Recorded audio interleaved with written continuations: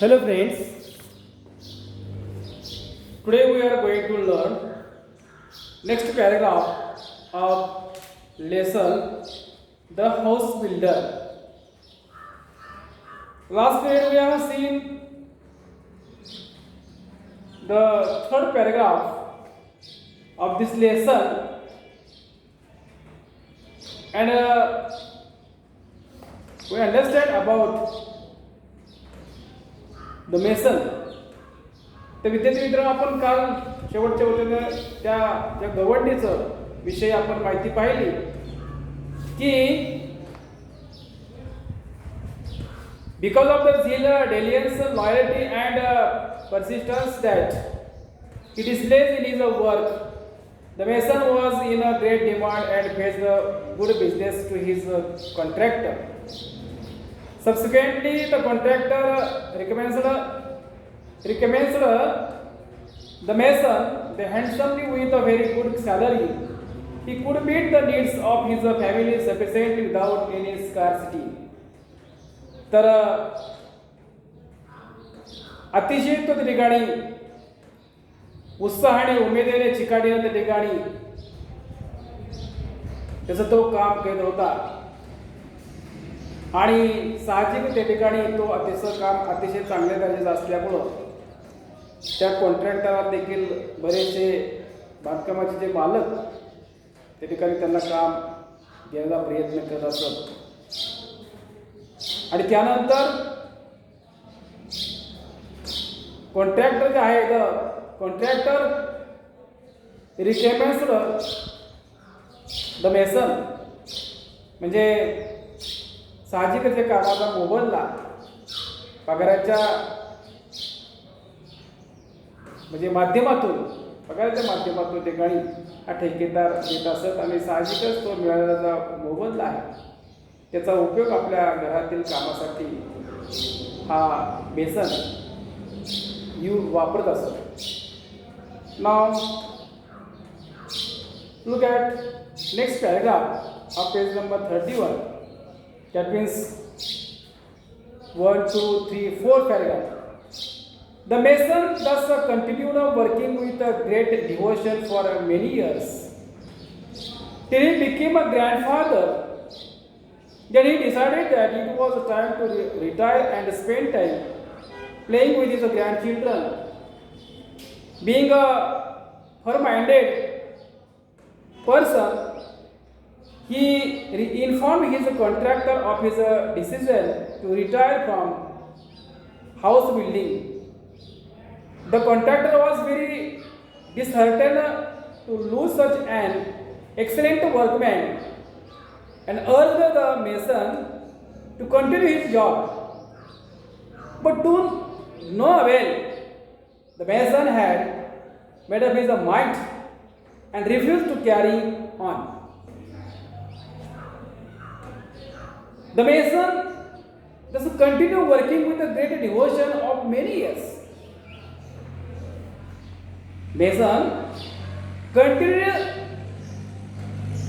working with a great devotion for many years. From before long years ago, असं म्हणून मला काय करत नाही, फार वर्षापूर्वी त्या ठिकाणी पासून त्या ठिकाणी mason continued his working with a honesty, प्रामाणिकपणे तो त्याचं काम अनेक वर्ष त्या ठिकाणी तो करीत होता. कुठपर्यंत? Till he become a grandfather, की जोपर्यंत तो आजोबा बनला. आता सध्या तो आजोबा झालेला, आजोबा बनेपर्यंत त्या ठिकाणी तो कित्येक वर्ष, म्हणजे सुरुवातीपासून लग्नाच्या अगोदर असेल किंवा लग्नानंतर समजा तेव्हापासून ते आज तो त्याची मुलं त्याला झाली, त्याच्यानंतर तो आजोबा झाला, मुलींना मुलं झाले, म्हणजे तो आजोबा झाला, त्यांना नातू झाले. इथपर्यंत त्या ठिकाणी till he became a grandfather नाव, तो आता काय झालेला आहे, आजोबा झाले, तरी सुद्धा तो अतिशय ही continual working with a great devotion, निश्चित त्या ठिकाणी काम करत होता. Then he decided that Then Mason decided. Decides are the ठरवले. And decided past tense. D is a present tense. म्हणजे वर्तमान काळातील क्रियापद आहे. And decided is a past tense. Decided is the past tense of decide. तर decided काय आहे? Decided काय आहे? तर past tense आहे decideचं. Decide चा अर्थ ठरवणे आणि decided ठरवले. हे म्हणजे मेसन डिसाइडेड दॅट म्हणजे की त्या गव्हर्नरने ठरवलं की काय ठरवलं? It was time to retire and spend time playing with his grandchildren. Now it was time to stop working. Stop to work. आता काय करायचंय? काम बंद करण्याची वेळ आलेली आहे. And to retire and accept to retire. आणि आता काय केलं पाहिजे? निवृत्ती स्वीकारली पाहिजे. He want to retire. त्याला आता निवृत्ती स्वीकारायची आहे किंवा पाहिजे आहे. And spend time playing with his grand children. आणि काय करायचंय? तर स्पेंडचा अर्थ घालवणे. Spend SPEND spend. आता हे क्रियापद प्रेझेंट टेन्स आहे. याला पण काय असणार आहे? पास्ट टेन्स असणार आहे. पण याचा ईडी नाही प्रत्यय लागला आहे ना. तर SPENT. तर टी चा रिमूव्ह करायचंय. D remove by T. तर टी म्हणजे या ठिकाणी डी कट घालवायचं आहे. कॅन्सल करायचं. त्या ठिकाणी टी घ्यायचा. म्हणजे त्या स्पेंडचं ते past tense spent. SPENT is the original spelling of verb. That means the present tense. And SPENT is the past tense of verb spent. तर spent चे past tense आहे. घालवणे खर्च करणे आणि घालवले खर्च केले दोन प्रकारचे अर्थ होतात. तर काय करायचं आता? Now he wants. Now the mason wanted to spend time playing with his grandfather after retirement. तर निवृत्तीनंतर त्यांच्या नातवाबरोबर त्या गवंड्याला काय करायचंय? तर नातवाबरोबर खेळण्यासाठी वेळ घालवायचा असं he decided. Mason decided to spend time playing with his grandchildren. Okay. Being firm minded ना. फर्म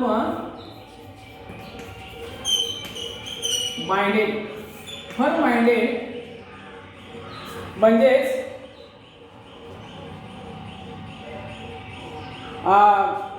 ठाम मनाचा. डिटरमाइंड का म्हणतो? डिटरमाइंड.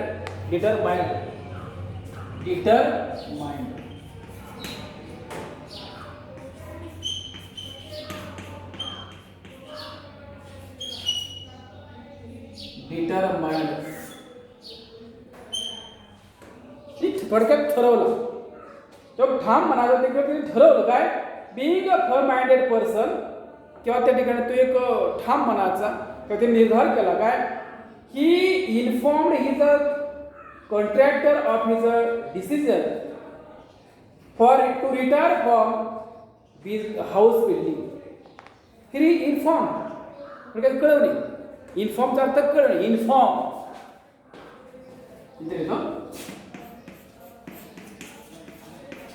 इन्फॉर्म आणि याचं पास्ट आहे इन्फॉर्म.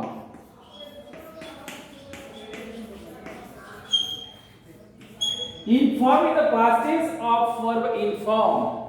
तर काय केलं? Mason inform his a contractor.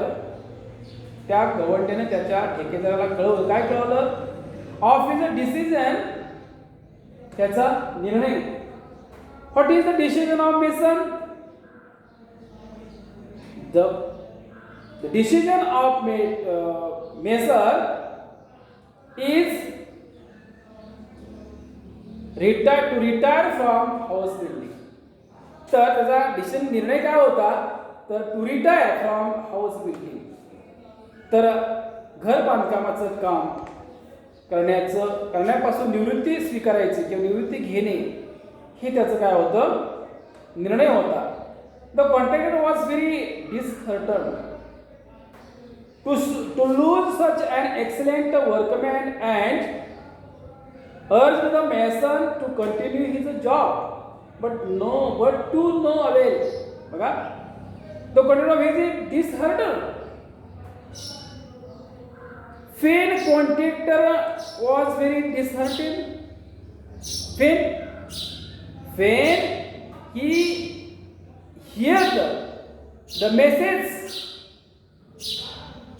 to retire from house building from mason, त्या गवंड्याकडून जो मेसेज मिळाला संदेश निरोप मिळाला की आता मी निवृत्ती स्वीकारणार आहे हे ऐकल्यानंतर that time the contractor was very disheartened. आणि त्याच वेळी हा कॉन्ट्रॅक्टर डिसहर्टन दिला बघा. तर डिसहर्टन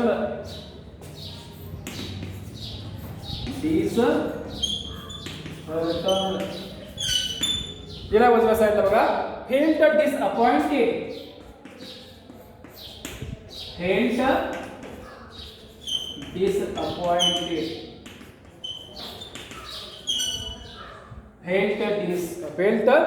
डिसअपॉइंटेड म्हणजे थोडक्यात हताश होणे, नाराज होणे. आणि साहजिकच तो ठेकेदार काय झाला डिसहर्टन किंवा डिसअपॉइंटेड, तो उदास, हताश, हतबल झाला. and to lose such an excellent workman and कारण का तर या एक्सलेंट वर्कमॅन तर अतिशय एक्सलेंटचा अर्थ उत्कृष्ट त्या या कारागीर जो कामगार आहे तो अतिशय निष्णात तरबेज अशा कामगाराला आपल्याला थोडंसं मुकावं लागते. लूज म्हणजे काय मुकणे किंवा हरवणे, LOSE. लूज म्हणजे मुकणे किंवा हरवणे. To lose such an excellent workman as well as urged the mason to continue the job. At first the contractor, remember that mason is a very excellent workman and he lose such an excellent workman. So at first contractor urged म्हणजेच काय based और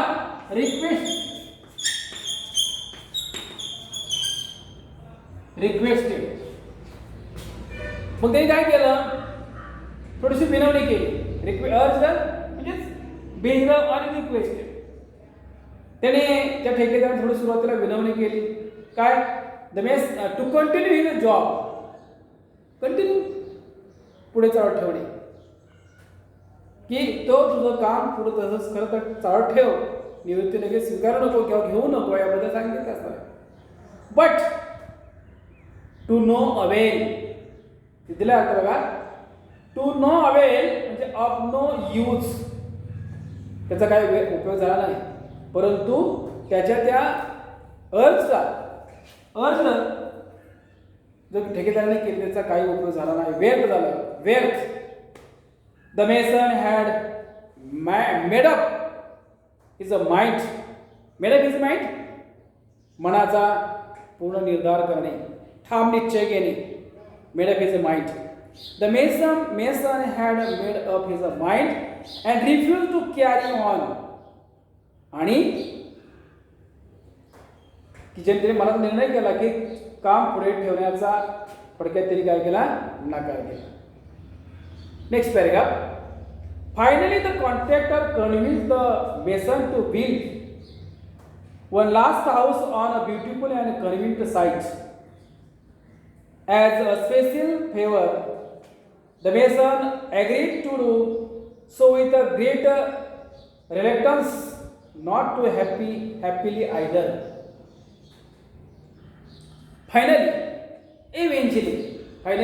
Eventually, or at the last,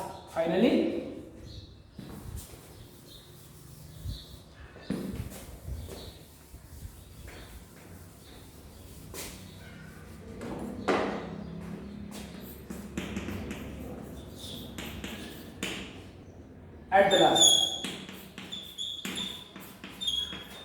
or eventually, शेवट अखेरीस मराठी शेवटी the contractor convince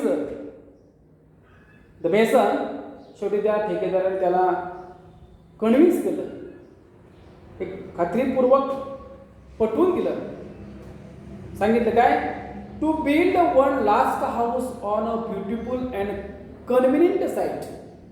बघा काय थोडंसं मी खात्रीलायक पटवून दिलं, कन्व्हिन्स अर्थ थोडक्यात पटवून देणे. To build one last house a beautiful and convenient site. एक सुंदर, ब्युटिफुल झालं सुंदर आणि कन्व्हिनियंट झालं सोयीस्कर, एक सुंदर आणि सोयीस्कर असं सोयीयुक्त किंवा सोयीस्कर साईट म्हणजे ठिकाणी, एक सुंदर आणि सोयीस्कर ठिकाणी एक शेवटचं घर बांधण्याविषयी कॉन्ट्रॅक्टर कन्व्हिन्स द मेसन. तरी काय केलं, त्या गवंड्याला थोडंसं पटवून सांगितलं की एक शेवटचं घर, ते सुंदर एकदम बांधायचं आहे आणि अतिशय सोयीस्कर अशा ठिकाणी बांधायचं आहे. ॲज अ स्पेशल फेवर, एक खास बाब म्हणून, स्पेशल फेवर एक खास बाब म्हणून एक सुंदर सोयीस्कर ठिकाणी शेवटचं एक घर बांधण्याबद्दल त्याला पटवून विनवणी केली, त्याला कबूल करून घेतलं की बांधायला काय हरकत नाही. The mason agreed to do, आणि ठेकेदाराच्या म्हणण्यानुसार ॲग्री म्हणजे मान्य करणे, त्याचं past tense agreed,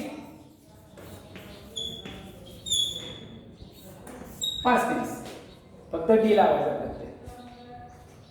At last, the mason agreed to do a bid to build one last house. एक शेवटचं घर बांधायला त्यांनी कबूल केलं.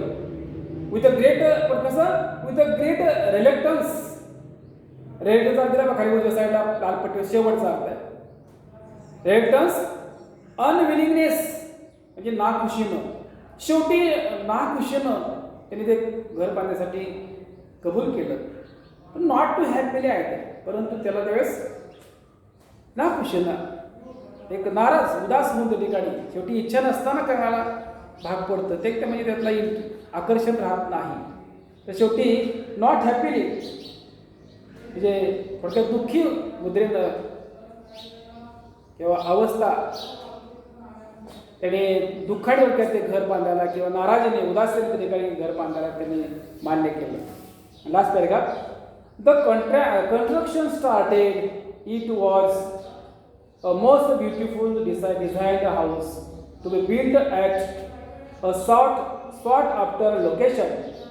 However, the mason could not put his mind and heart in his work. He did his work very roughly.